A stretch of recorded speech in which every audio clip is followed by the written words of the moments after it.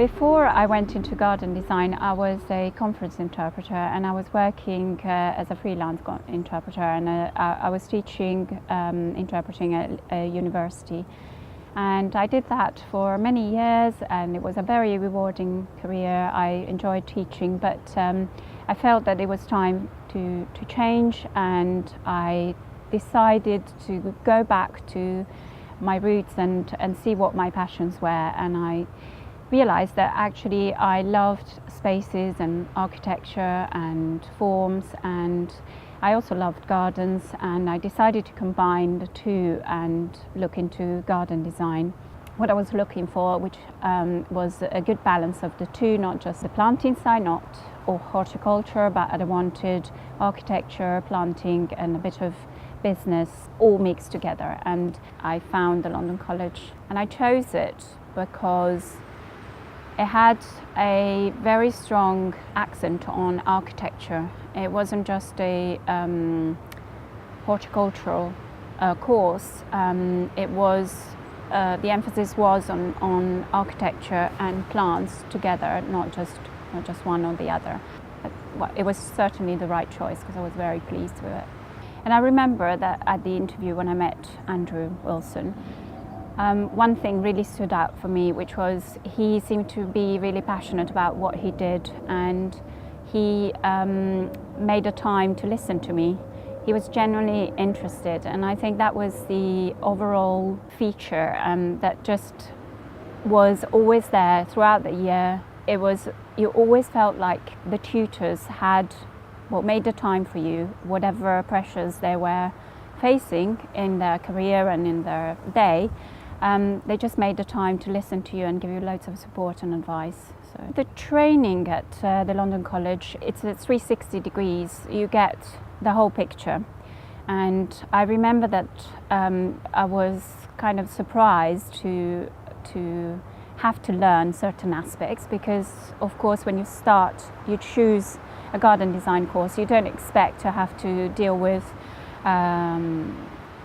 details, construction details that are quite complicated, and with things like specifying plants and pot sizes. There was a lot of thought being put into trying to give you as thorough a portrait of what your life would be as a garden designer as possible. After graduation, I went to New Zealand on holiday, and I was inspired to go there because we talked so much about different types of planting styles, and it was a place that I always wanted to visit. And when I got back, I got straight into trying to set up a practice on my own, and I did that, and it was it was hard work, but very interesting. And I felt that I could face the world after the college. I was ready to attack.